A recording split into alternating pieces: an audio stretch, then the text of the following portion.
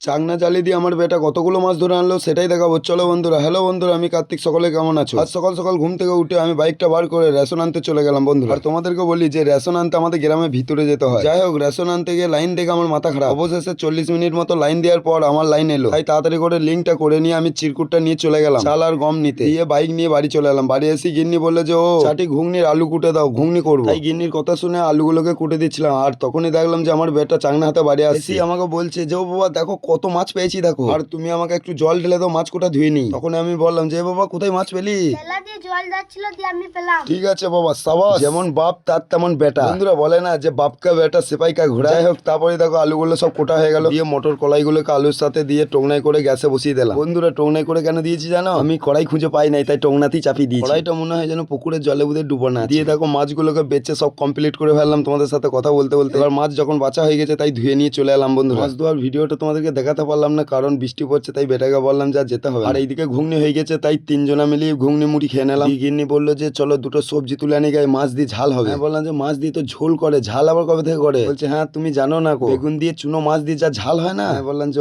তারপরে বাড়ি এসে বাইক নিয়ে বেরিয়ে চলে গেলাম আমি আর বিটিয়া রানী। তাই জানো বন্ধুরা, খেরুদ ছাদনি স্কুলে, কারণ আজকে বিটিয়া রানী মন হয়েছে যে তুমি দিয়ে আসবে, তাই দিতে এসেছি। বিটিয়া রানীকে স্কুলে নামিয়ে দিয়ে আসার সময় তখন দেখলাম যে মুরগি গাছে, তাই আমি অল্প করে মাংস কিনে নিলাম। দিয়ে মাংস নিয়ে বাড়ি চলে এলাম। বাড়ি এসে গিন্নিকে বললাম যে মাংসটা তাড়াতাড়ি করে রেঁধে ফেলো। তাই গিন্নি তাড়াতাড়ি করে মাংসটাকে রেঁধে আমাকে ভাত দিয়ে দিল। আর বন্ধুরা তোমাদেরকে বলি যে চুনো মাছের ঝালটা রাত্রিবেলা হবে। এখন মাংস এনেছি, তাই মাংস দিয়ে ভাতটা খেয়ে নিই। আর তোমাদের যদি ভিডিওটা ভালো লাগে তাহলে একটা লাইক করে দিও, আর আমার চ্যানেলটিকে সাবস্ক্রাইব করে দিও। দেখা হচ্ছে অন্য কোনো ভ্লগ নিয়ে। আজকেকার মতো টাটা বাই।